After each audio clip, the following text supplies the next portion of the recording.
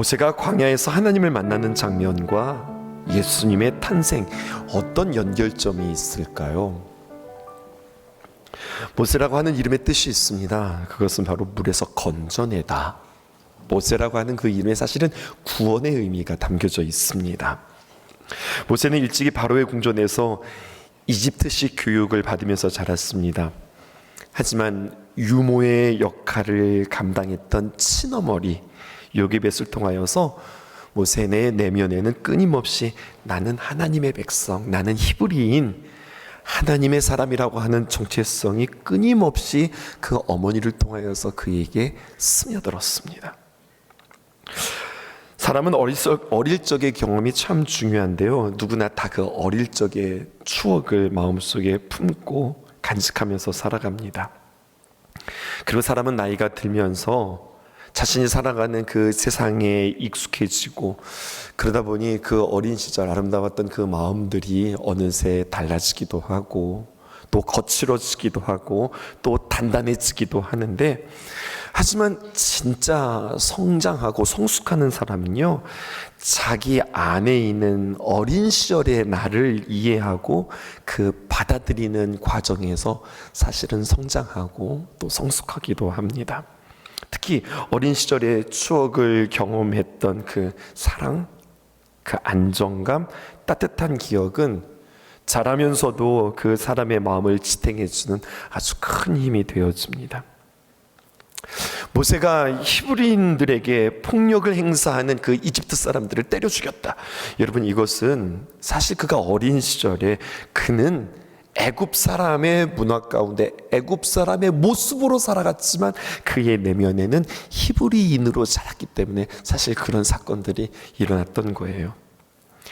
격분에 분노에 못 이겨 그 일이 일어났지만 그 일이 빌미가 되어서 그는 광야로 나가서 숨어 살아가는 그러한 삶을 살아야 했습니다. 미디안 광야에서 그 미디안의 제사장 이드로의 사위가 되어서 양떼를 치는 목자의 삶을 살아가게 되었습니다. 그가 누구였는데요? 이집트 왕자였는데 하루아침에 목자로 살아가는 삶을 살아가게 되었습니다. 그러니 그의 마음속에 허탈감, 또 상실감, 그것이 얼마나 한동안 그의 마음을 짓눌렀을까요?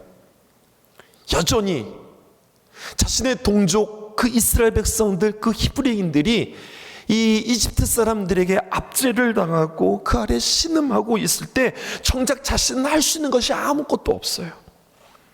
양떼를 몰고 물과 풀을 찾아서 그냥 그 뜨거운 광야를 걸어가면서 이따금씩 자신의 눈에 발견되어지는 떨기나무, 어쩌면 그 떨기나무를 보면서 그는 한숨 쉬었을런지도 모르겠습니다. 어쩌면 네 모습이 내 모습과 똑같으니, 그는 그렇게 생각했을 거예요.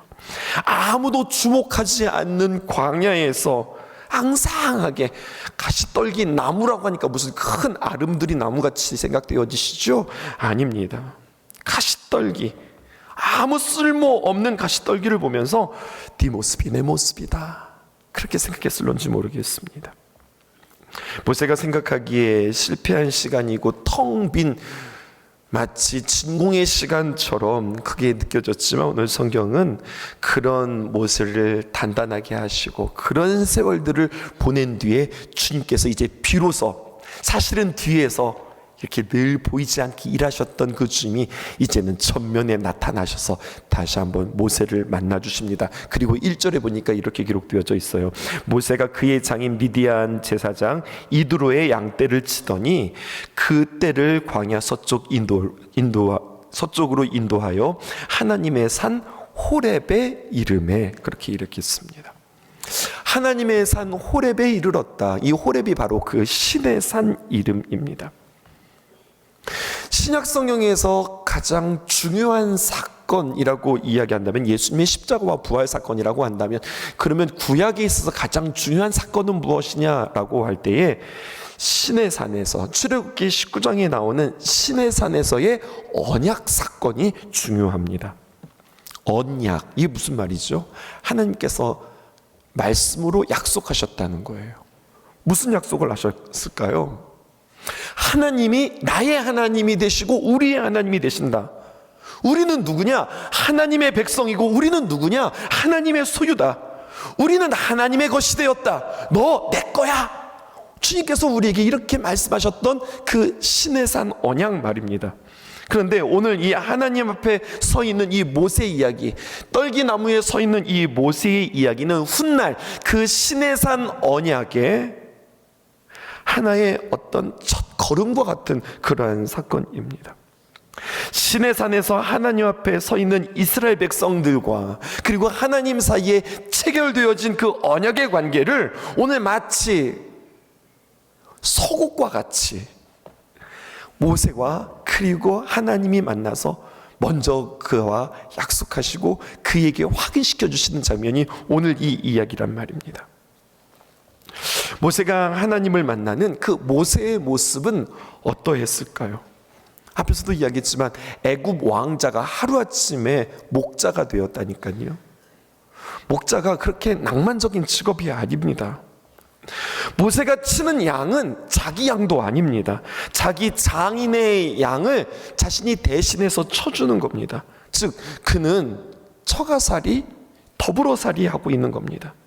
그래도 모세는 어느 정도 장인 이드로에게 신임을 받은 듯 합니다.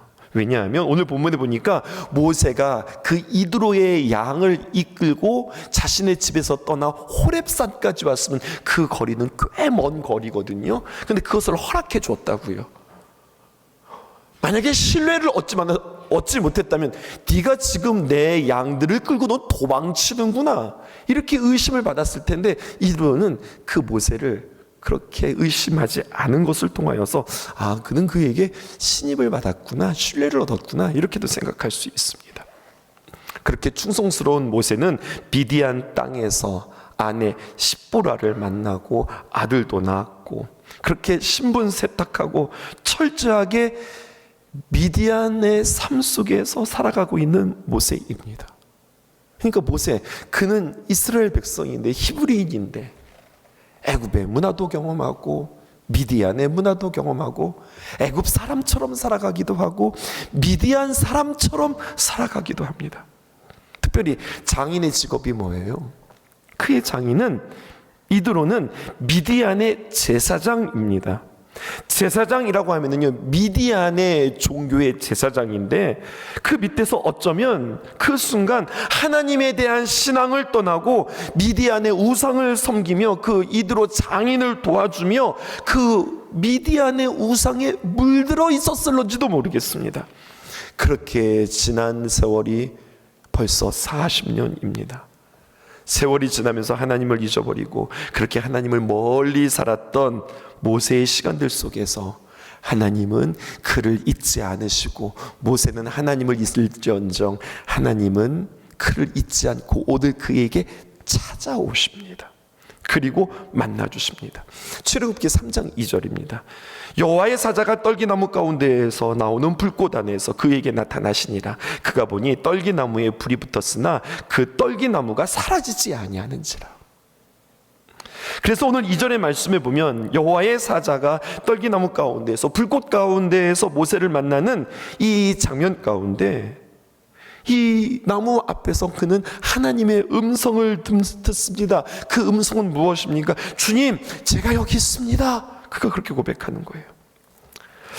3장 3절에 보니까 이런 표현이 있습니다. 이에 모세가 이르되 내가 돌이켜 가서 이 큰 광경을 보리라. 떨기나무가 어찌하여서 타지 아니하는고 하니. 놀라운 광경이 펼쳐지는데요. 떨기나무에 불이 붙었는데 이 떨기나무가 큰 나무가 아니라 잣나무이기 때문에 불이 붙으면 확 붙어서 사실은 꺼져버립니다. 떨기나무는 사실 나무라기 하기보다는 어떻게 여러분들에게 표현해 볼까요? 쌀이나무 같다고 그럴까요? 그렇게 생겼어요. 굉장히 작고 키도 자란다 해야 한 1m 정도밖에 되어지지 않는 그런 나무입니다. 그런데 거기에 불이 붙은 거예요.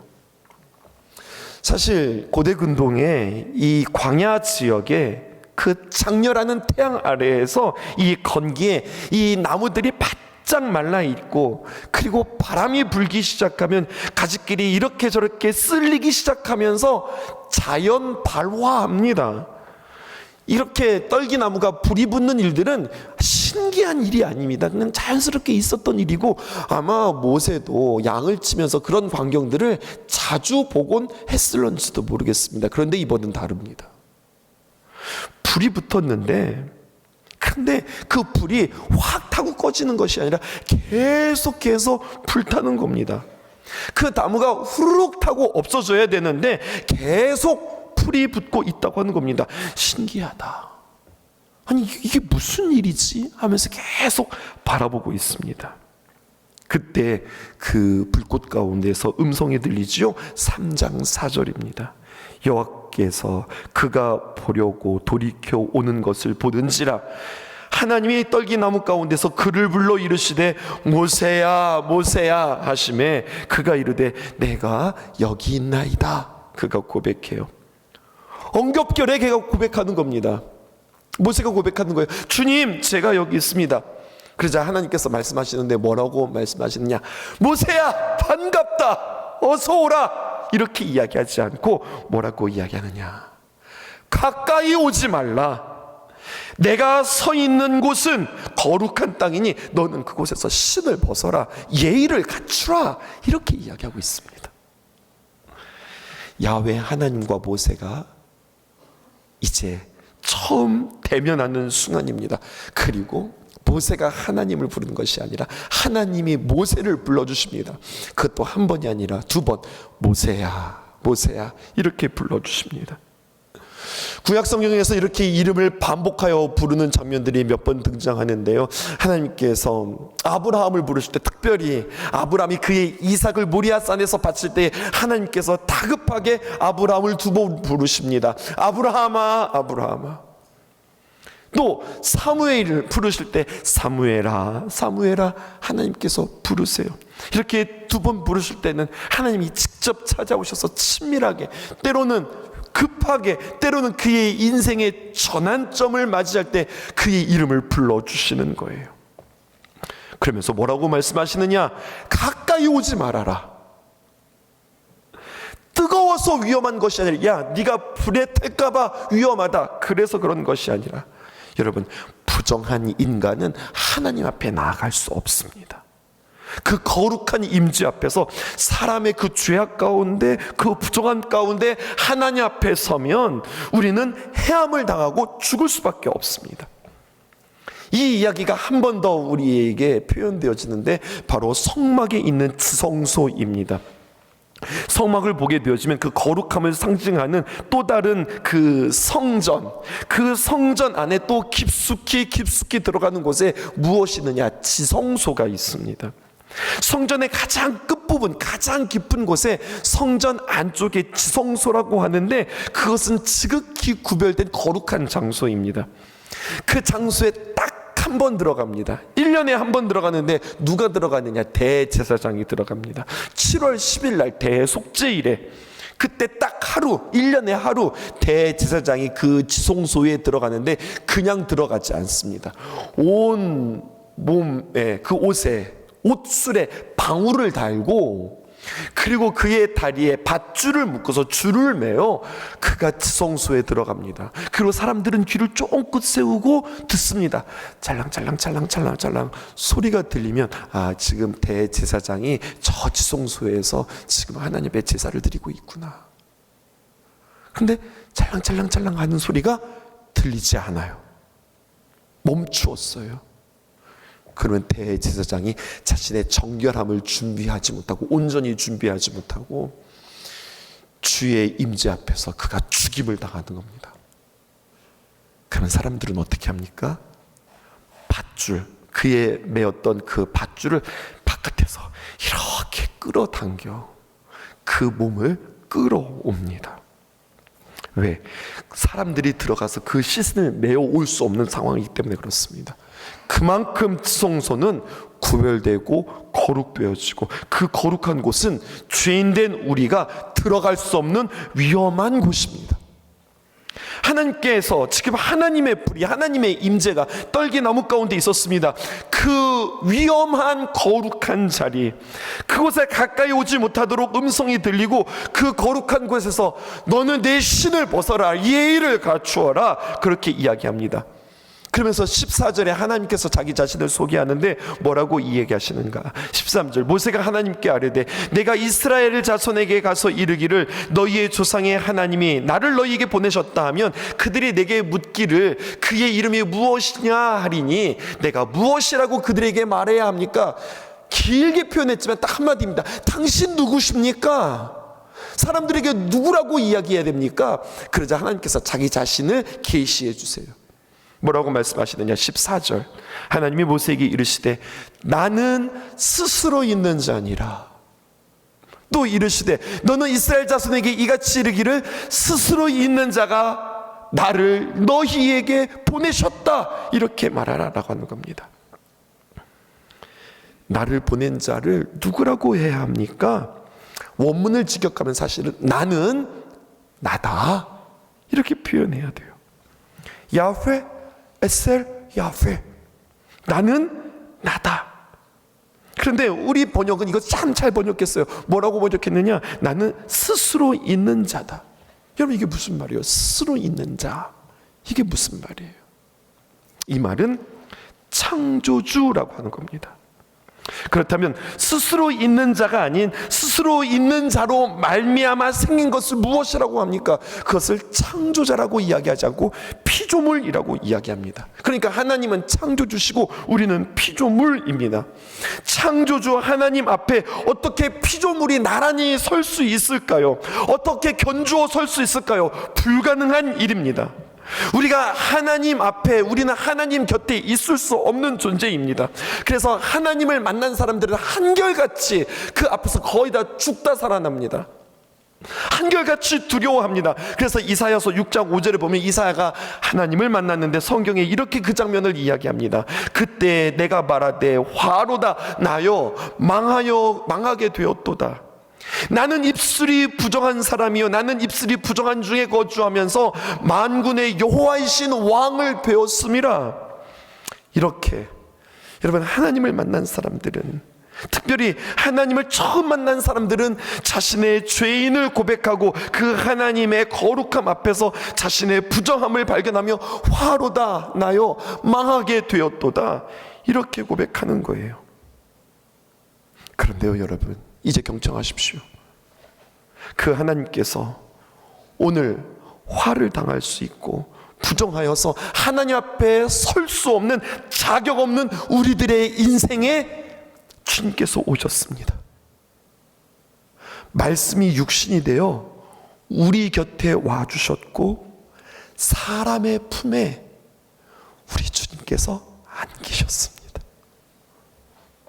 요한복음 1장 14절에 있는 말씀, 말씀이 육신이 되어 우리 가운데 거하셨다. 여기서 말하는 육신은 사람하고는 좀 다른 표현입니다. 이렇게 표현한 게 더 맞지 않을까요? 우리는 하나님이 사람이 되셔서 이 땅에 오셨어요. 근데 요한은 하나님이 사람이 되셨다라고 말씀하지 않고 말씀이 육신이 되셨다, 이렇게 표현하고 있습니다. 육신이 되었다, 육체가 되었다라고 하는 이야기인데 헬라어로 이것을 사르스 이렇게 표현합니다. 이 말은 육체가 되었다라고 하는 건 인간의 연약함, 인간의 본성, 그 인간의 악한 방향성, 그 모든 것들을 다 주님께서 가지고 오셨다고 하는 거예요. 사람이 되셨는데 그냥 사람이 되셨다, 이것도 놀라운 이야기인데, 우리가 그렇게 연약하고 그렇게 깨지기 쉬운 존재인데 그런 존재가 되셔서 우리 곁으로 오셨다, 주님께서 이렇게 말씀하십니다. 그리고 우리 곁에 오셔서 우리와 대화하시고 우리와 소통하시고 우리를 잘 이해해 주시고, 그리고 잘 아시기 때문에, 잘 안다는 말은 무엇일까요? 우리를 잘 도와주시는 분이시다. 말씀이 육신이 되었다, 이렇게만 이야기하지 않습니다. 말씀이 육신이 되어 우리 가운데 거하심에, 이렇게 표현합니다. 거하신다라고 하는 말은 무슨 말이냐면요, 원어로 보니까 거한다라고 하는 말은 성막, 집을 짓고 우리와 함께 산다라는 이야기입니다. 다시 우리 출애굽기로 넘어가 볼까요? 이스라엘 백성들이 출애굽할 때 말입니다, 광야의 여정을 지날 때 그들이 살잖아요. 근데 그들이 광야에서 집 짓고 벽돌로 집 짓고 살지 않았어요. 어떻게 살았습니까? 이동 중인데 어떻게 집 짓고 살아요? 텐트 생활하고 장막 생활하죠. 근데 하나님께서 그들에게 말합니다. 얘들아, 너희들이 이 땅에서 너희들 같은 집, 성막을 지어라. 근데 너희들과 같은 그런 집이 아니라 구별하여서 거룩한 텐트, 홀리 텐트, 성막을 지어라. 너희들 텐트 사이에 정중앙에 성막을 짓고, 다시 말해서 그들의 삶의 자리에 비집고 들어와 하나님이 그들과 함께 살겠다는 겁니다. 그리고 너희들이 움직여? 그러면 나도 따라서 같이 움직여. 아니, 내가 움직임에 따라서 너희들 같이 움직이자. 잠깐 방문했다고 하는 의미가 아니라, 손님처럼 왔다 갔다 하는 이야기가 아니라, 우리와 더불어서 우리 속에 들어와서 우리와 함께 살겠다고 하는 이야기입니다. 오늘 이 성탄절에 나는 스스로 있는 자라 이렇게 말씀하셔서 모세에게 자신을 계시하셨던 그 하나님이 오늘 그 말씀이 육신이 되셔서 우리의 삶 가운데 비집고 들어와서 우리 가운데 계신 예수님, 왜 주님께서 우리에게 오셨는지, 왜 오셔서 무엇을 하시는지, 사도 요한이 말씀이 육신이 되었다라고 하는 이 말씀을 다시 한번 마음속에 새기고 우리 가운데 깊이 들어오셨다라고 하는 것이 얼마나 우리에게는 축복이요 은혜인지 다시 한번 마음속에 새기셨으면 좋겠습니다. 그리고 말씀이 육신이 되었다고 하는 것을 우리에게 한번 적용해 볼 필요가 있겠습니다. 신앙생활이 무엇인지 가장 명확하게 표현하는 말이 바로 말씀이 육신이 되었다라고 하는 말인데, 그러므로 그 말씀이 나에게 들려질 때에 그 말씀에 사로잡혀서 내가 그 말씀에 이끌리어 주님이 우리 안에 거룩한 성막으로 들어오셔서 우리와 함께 이동하시고 우리 함께 살아가는, 그냥 말씀이 들려지고 사르르 사라지는 것이 아니라 그 말씀이 우리 안에 들어와서 집을 짓고 움직이는 그러한 삶, 이러한 삶이 어떤 삶인가 우리가 질문하고 그 답을 우리가 부르는 찬양을 통해서, 그리고 이어지는 3부의 예배의 메시지를 통하여서 그 답을 발견할 수 있는 저와 여러분들 되어지기를 주님의 이름으로 축복합니다.